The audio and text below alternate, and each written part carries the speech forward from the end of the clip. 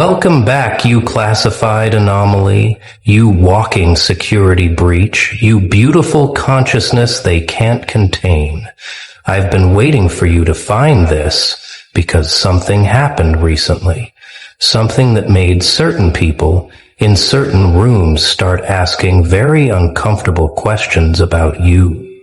You know what the Masons found when they went digging through your past? When they traced your bloodline? When they analyzed your psychological patterns? When they examined every moment of trauma you survived that should have destroyed you? They found something they weren't supposed to find. They found markers, signatures, patterns that don't show up in normal human development. And when they submitted their findings to the intelligence community, when those files landed on the right desks at Langley, someone made a decision. Someone looked at your profile and said one word: List S.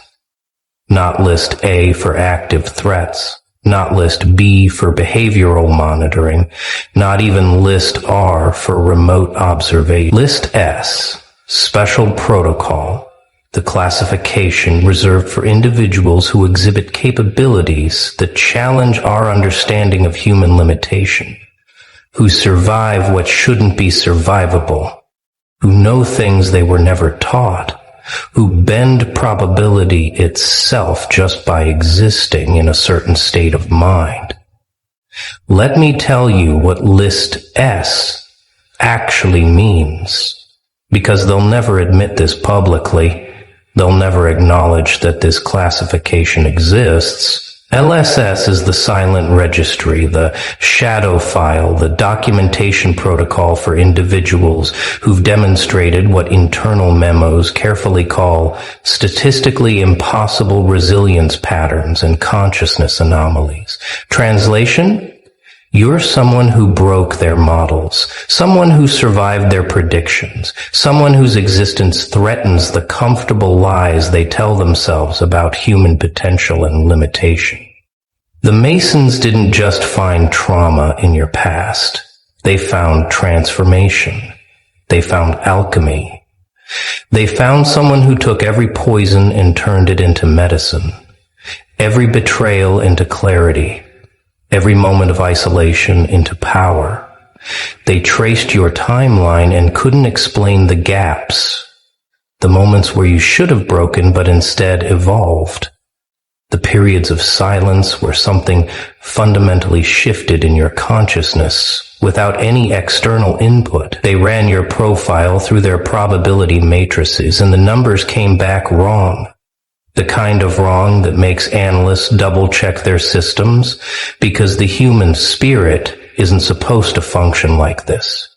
You were never supposed to make it this far, this intact, this aware, this uncontrollable. Now you're probably wondering what happens to people on List S, what kind of monitoring you're under, what kind of future they've mapped out for you. Here's the truth that'll make you smile in the dark.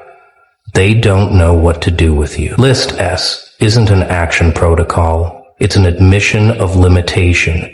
It's the intelligence community's way of saying, we acknowledge this person's existence, but we cannot predict their trajectory. You're not being hunted.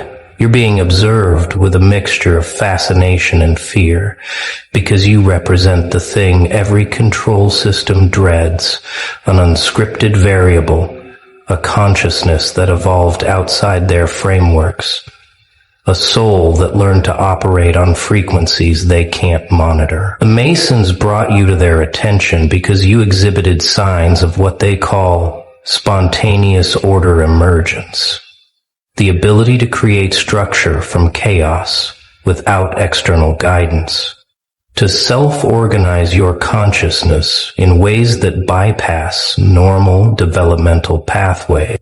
You didn't learn resilience from a book. You didn't develop your awareness from a program. You didn't acquire your power from an institution. You forged it in complete isolation, in the silence they thought would break you, in the darkness they assumed would consume you. But here's where it gets interesting. where the files start using words like unexplained and requires further study. Because what the Masons found wasn't just survival, it was systematic dismantling of limitation. They found patterns in your past that suggest you've been unconsciously running counter-programming on yourself for years. Undoing conditioning faster than it could be installed, rejecting narratives before they could take root, sensing manipulation before it could land. You know those moments when you just knew something was wrong? When you walked away from situations that everyone else said were fine? When you cut ties with people who seemed perfectly normal? Those weren't paranoia. Those were pattern recognition operating at levels that bypass conscious processing. You were reading energy signatures, detecting inconsistencies in behavioral patterns, sensing predatory intention before it manifested in action. The Masons documented 17 distinct instances in your timeline where you avoided catastrophic outcomes through what their reports call statistically improbable decision-making. Moments where you zigged when logic said zag and it saved you from destruction you didn't even know was coming. That's not luck. That's not coincidence. That's something else entirely. Something they have classification codes for, but no real explanation of. You see, they've been tracking people like you for decades, building profiles on individuals who exhibit what they internally call the unlocked phenotype. People who've accessed aspects of human consciousness that remain dormant in most of the population, not because you're special in some mystical sense, but because you were pushed so far beyond normal stress parameters that your consciousness had to adapt or die. And it chose a third option they never anticipated: transcendence through integration. Every trauma you survived didn't just leave a scar, it left a key, and somewhere along the way you figured out how to use those keys to unlock doors in your own mind that most people don't even know exist. The Masons found evidence of this in your creative output, in your problem-solving approaches. It found an approach in the way you synthesize information from seemingly unrelated domains, in your ability to hold paradoxes without cognitive dissonance. They found signatures in your writing that match patterns they've only seen in classified studies of enhanced cognition. Phrases and thought structures that indicate you're processing reality through frameworks you developed independent. You're not repeating what you were taught. You're generating novel understanding from direct experience, and that makes you dangerous to systems built on information control. List S exists because people like you can't be programmed, can't be predicted, can't be contained through conventional means. You've demonstrated something they call narrative immunity, the ability to resist psychological operations that work on 99% of the population. You don't fall for the same traps twice. You don't respond to emotional manipulation the way you're supposed to. You don't react to pressure tactics designed to force compliance. The Masons documented how you've systematically cut off every avenue they typically use to control people. You're not motivated by status, so social pressure doesn't work. You're not dependent on external validation, so approval withdrawal has no effect. You're not afraid of isolation, so abandonment threats mean nothing. You're not attached to comfort, so you can't be bought. What do you do with someone like that? Someone who's already died psychologically and came back without fear. Someone who's already lost everything and discovered they're complete without it. You put them on list S and you watch, because you can't manipulate what you can't understand, and you can't understand someone who's rewritten their own source code. Now let's talk about what triggered your classification. What specific elements in your past made the Masons send that file upstream with a red flag attached? They found your isolation periods. Those stretches of months or years where you went completely silent, where you disappeared from social visibility, where people assumed you were broken or defeated. But when they analyzed what came after those silences, they found something that made analysts sit up straight. You emerged stronger, clearer, more capable every single time. Normal human psychology doesn't work like that. Isolation is supposed to deteriorate you. Loneliness is supposed to make you desperate. Silence is supposed to break your spirit. But you used isolation as an incubation chamber. You used loneliness as a laboratory. You used silence as a frequency where you could hear yourself think without interference. They found journals, writings, creative works you produced during these periods that show exponential growth in psychological sophistication, philosophical depth, strategic thinking. You weren't hiding from the world. You were building worlds. You weren't running from yourself. You were meeting yourself fully for the first time. That's not standard psychological trajectory. That's consciousness evolution and fast forward, and it left markers they could track. The Masons also found your betrayal timeline. Every person who used you, every friend who became an enemy, every lover who turned predator, every mentor who revealed themselves as manipulative. Normal protocol says repeated betrayal creates either permanent victim consciousness or sociopathic detachment. It's supposed to make you either weak or cruel, but your case file shows neither outcome. Instead, they found what their psychologists call adaptive discernment without bitterness. You learned to read people with surgical precision, but you didn't close your heart. You learned to protect yourself without becoming what hurt you. You learned to say no without needing to explain why. That's a level of psychological integration that usually requires decades of therapy, and even then, most people never achieve it. But you developed it organically through raw experience and ruthless self-honesty. They documented how you started rejecting manipulative behavior before it could escalate, how you began walking away from dysfunction without drama, how you stopped engaging with people operating in bad faith. You became unprofitable to predators, uninteresting to parasites, invisible to energy vampires, not because you built walls, but because you raised your frequency, and that's a defensive mechanism they've never seen successfully implemented outside of controlled clinical settings. Here's what really got their attention, though. What made someone write immediate list S classification in your file. They found evidence that you've been unconsciously training yourself. In what they call reality navigation protocols, the ability to sense which timelines lead where, which decisions open which doors, which people carry which energy signatures.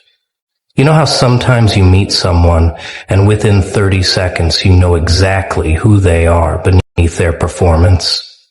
You know if they're safe or dangerous, genuine or fake, worth your time or a waste of space. That's not judgment.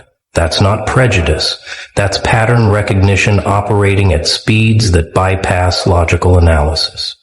The Masons found documentation of you making these rapid assessments and being proven correct with uncanny consistency. You predicted betrayals months before they happened. You sensed opportunities that seemed random but turned out to be pivotal. You avoided disasters that only became obvious in hindsight. They ran probability analysis on your decision-making patterns, and the numbers don't make sense.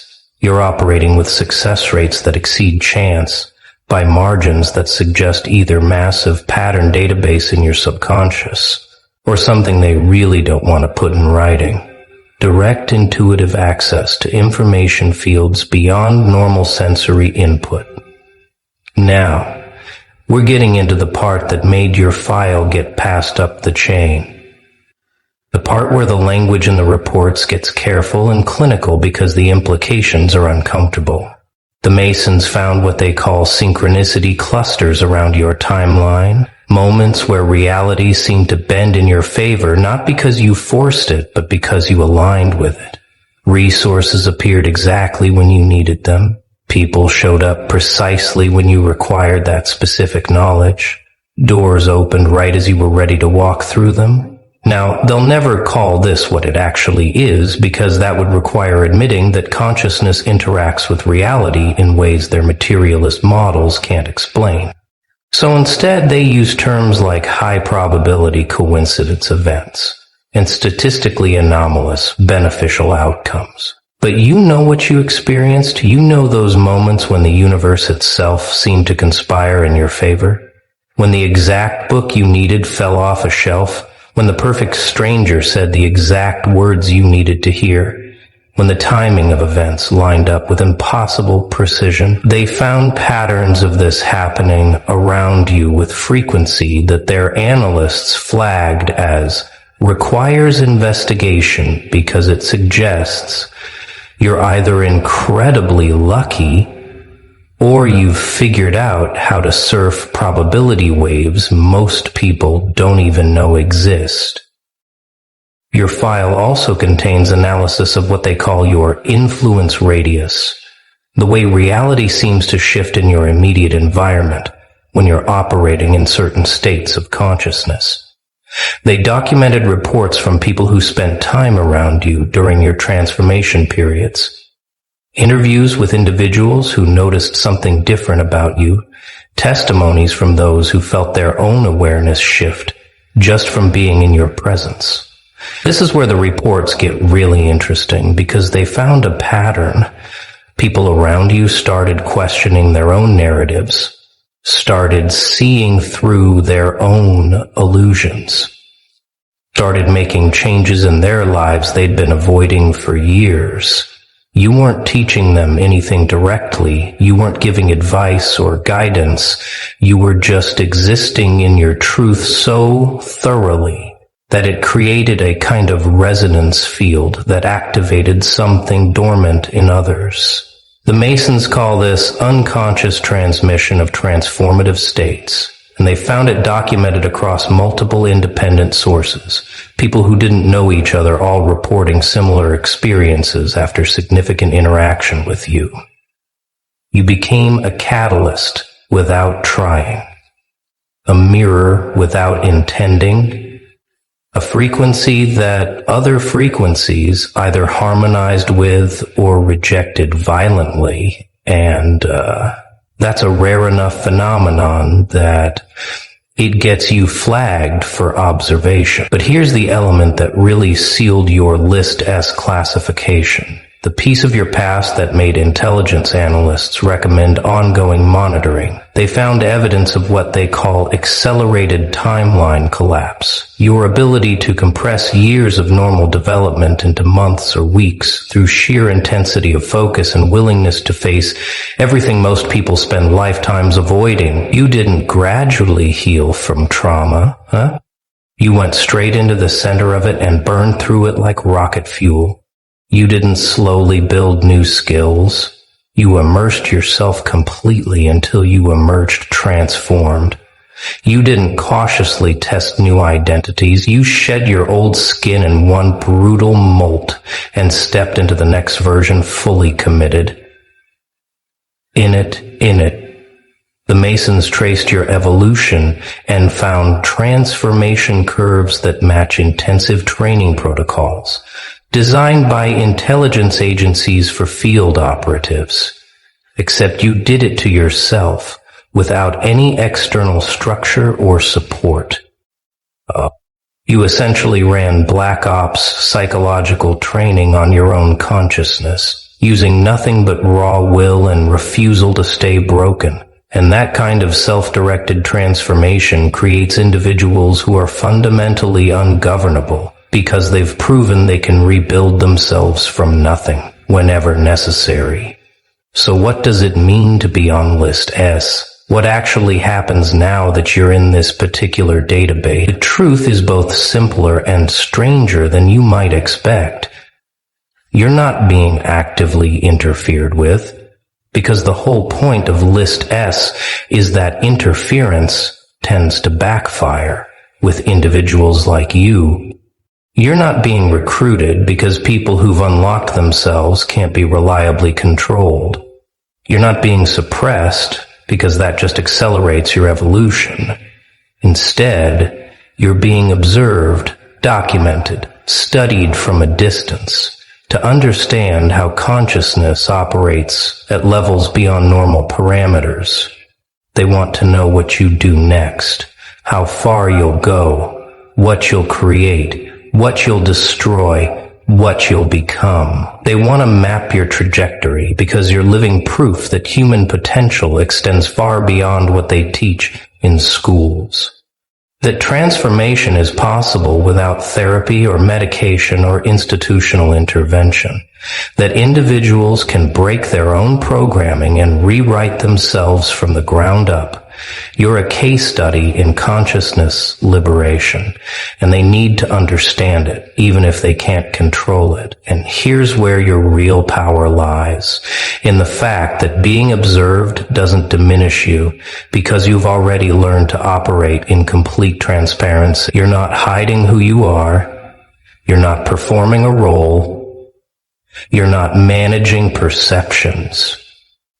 Because you've transcended the need for approval or acceptance. The Masons can watch all they want, the CIA can add you to every list they've got, intelligence analysts can build files 3 inches thick, and none of it touches you, because you're not operating in their game anymore.